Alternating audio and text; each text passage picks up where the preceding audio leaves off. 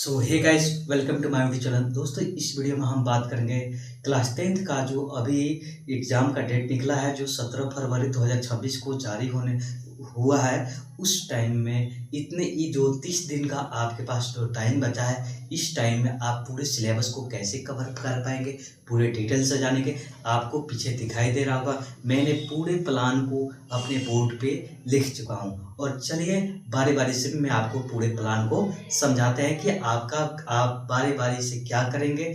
30 दिनों में आपका पूरा स्ट्रेटजी कितना तरह से आप स्ट्रॉन्ग कर सकते हैं, वो बात करेंगे। चलिए सबसे पहले यहाँ पर बता दें कि यहाँ पे मेरा प्लान है 30 दिनों का स्मार्ट स्ट्रेटजी। क्या है स्मार्ट स्ट्रेटजी?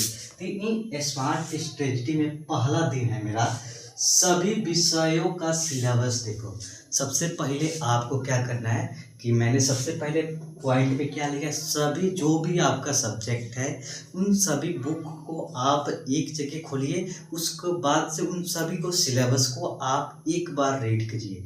ठीक है, रीड करने के बाद हर विषय को 3 भागों में बांटना है। क्या करना है, जैसे कि आप साइंस सब्जेक्ट ले लिए, आपको उसमें पहले आपको उसको सिलेबस देखना है और जितना भी आपका सिलेबस होगा उन सभी सिलेबस को आपको 3 भागों में बांटना है। कितने भागों में?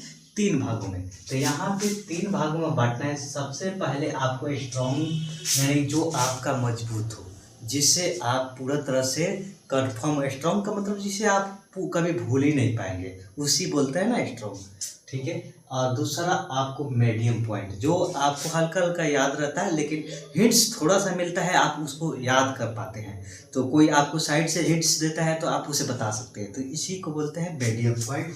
और तीसरा है वीक, जो आपको साफा पता नहीं है। तो यह आपको अपने सिलेबस को 3 भागों में डिवाइड करना है, स्ट्रॉन्ग, मीडियम, वीक। ठीक है, तो ये हो गया दूसरा मेरा पॉइंट। उसके बाद से यहाँ पे मेरा तीसरा पॉइंट है वीक चैप्टर पहले पढ़ना है। क्या करना है, सबसे पहले आपको वीक जो आपका चैप्टर है उसको रीड करना है। ठीक है, बढ़िया से रीड करना है। उसके बाद से एक कॉपी में लिखो कौन सा चैप्टर किस दिन पढ़ना है। ठीक है, ऐसे भी करना है। सब ध्यान रखना है, सबसे पहले आपको वीक चैप्टर को उठाना है और उसमें एक कॉपी बनाना है, उसमें लिखना है कौन सा चैप्टर कब पढ़ना है। इन सारी बातों को आपको बढ़िया से ध्यान देना है। ठीक है, ये हो गया। उसके बाद से आपको ये तो स्टेप नंबर 1 आपका क्लियर हो गया, इसमें कोई डाउट नहीं है। स्टेप नंबर 2 यहाँ पे देखिए, रोज पढ़ने का सही तरीका। क्या? रोज पढ़ने का सही तरीका। तो यहाँ पे टाइम बना, टाइम कम से कम 6 से 8 घंटे डेली रूटीन। कितने? 6 से 8 घंटे डेली रूटीन आपको करना है। पढ़ना है भाई, एग्जाम मूडी पे है तो आपको पढ़ना है। 6 से 8 घंटे कौन ज़्यादा हुआ? तो यहाँ पे सबसे पहले सुबह आपको फ्रेश माइंड रहता है। सुबह आप उठते हैं तो पूरा वातावरण शांत रहता है और शुद्ध वायु चलती है। तो यहाँ पे तो आपको कोई दिक्कत नहीं, पूरा माइंड क्लियर रहता है। आप सुबह आप कम से कम 2.5 घंटे पढ़ सकते हैं। कितने?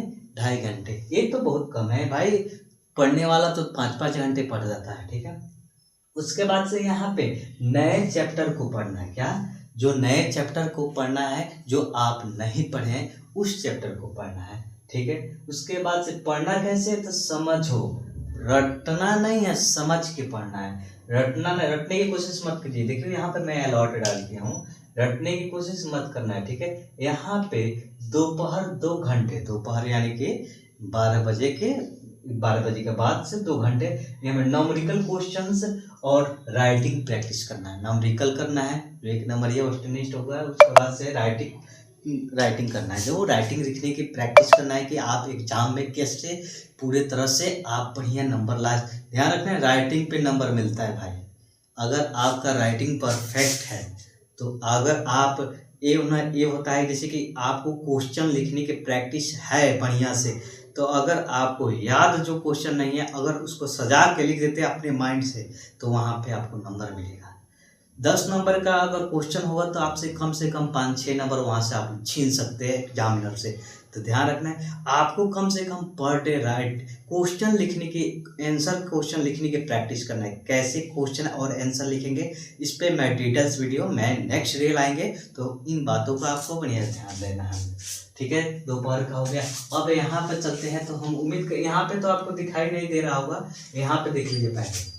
यहाँ पे देख लीजिए, शाम को 2 घंटे, ठीक है, सुबह पढ़ा हुआ दोहराओ, शाम के 2 घंटे पढ़ा हुआ दोहराओ, ठीक है, और शॉर्ट नोट बनाओ, जो पढ़े हैं उसके शॉर्ट नोट का मतलब एक ही लाइन में उसका आंसर और क्वेश्चन एक ही लाइन में, सब शॉर्ट कोट, जैसे एक नंबर ये क्वेश्चन होता है उसी तरह से शॉर्ट नोट, जो हिट वर्ड होता है ना उसी को नोट करना है। जैसे कि आप कोई कुछ याद किया, ठीक है, और उसमें कोई मेन पॉइंट आप भूल रहे हैं तो साइड से आपको कोई मेन पॉइंट बताता है तो आपको पूरा आगे से बता देते हैं, वही मेन पॉइंट आपको नोट करना है, ठीक है।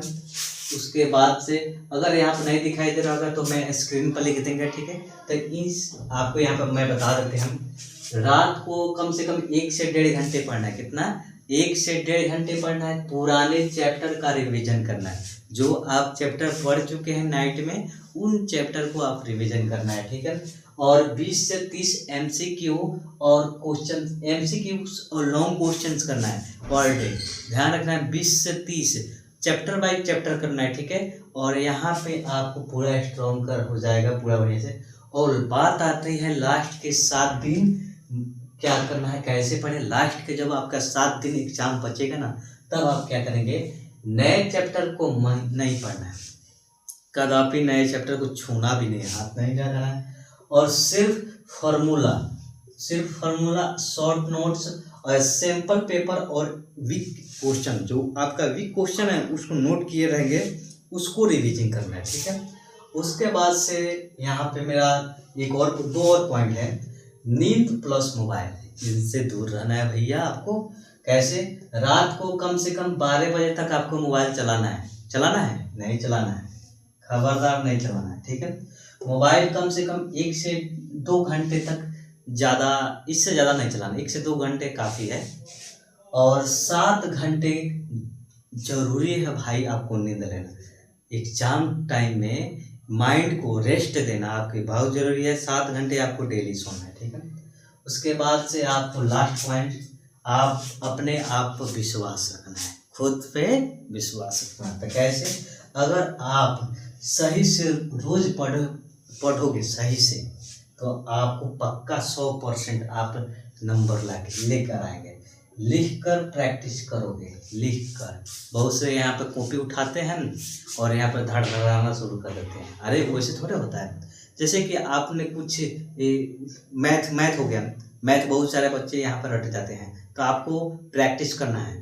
अगर जैसे कि कितना लड़के को यहाँ पर पता है कि मैं, जैसे कि त्रिकोणमिति हो गया, उस चैप्टर में आपको बहुत सारे लड़के ऐसे होते हैं कॉन्फिडेंस के साथ कि मैं इसमें फंसेंगे नहीं करें। तो उस चैप्टर में भी ऐसे सवाल है जो आपको फंसने, एग्जामिनर आपको घुमा फिरा के फंसा देता है। तो आपको जो भ्रम में जी रहे हैं ना, वो भ्रम आपको वहाँ पर काम नहीं करने वाला है। आपको जब तक आप प्रैक्टिस लिख के नहीं करेंगे ना तब तक आपका कुछ नहीं होगा, ठीक है। तो यहाँ पे आपको लिख के प्रैक्टिस करना, रिवीजिंग डेली करना है, पर डे आपको रिवीजिंग करना है। और यहाँ पे अगर इतना सारा काम आप कंप्लीट कर जाते हैं तो आपको यहाँ पे 90% से अधिक ऊपर आप अंक ला पाएंगे। 100% की दावा है। तो यहाँ पे आपको इन सारी बातों को आपको ध्यान देना है। अगर आपको यहाँ पे कुछ दिखाई नहीं दे रहा होगा, मैंने आपको बोल के समझा दिया है। इस वाले पॉइंट में तो क्या लिखा है, कुछ नहीं। जो नाइट का, जो रात का आपका हिस्सा है, वो 1 से 1.5 घंटा आपको क्या करना है, पुराने जो भाग है, पुराने चैप्टर है, उसको रिवीजन करना है। रिवीजन कैसे करना है? सब फास्ट रिवीजन करना है। आपको रीडिंग स्किल अगर आपको आती है, बुक रीडिंग स्किल तेजी में, तो आप 1 घंटे में एक सिलेबस, एक चैप्टर नहीं, एक विषय आप कंप्लीट कर जाएंगे। अगर आप नोट्स खुद अपने हाथों से बनाए हैं तो आप कंप्लीट कर जाएंगे, ठीक है। तो आज के वीडियो में बस इतना ही, और इसके आगे आपकी एक और भी वीडियो लाएंगे जो आपको काफ़ी फायदेमंद सिद्ध होगे। तो वो वाला आपको अलग से प्रैक्टिस बुक और दोनों साथ मिलाएंगे। तो चलिए इसको मिलते हैं नेक्स्ट वीडियो में। इस चैनल को सब्सक्राइब कीजिए और वीडियो कैसा लगा वीडियो को नीचे कमेंट बॉक्स में कमेंट कीजिए कि कैसा लगा। तो चलिए सब मिलते हैं, धन्यवाद।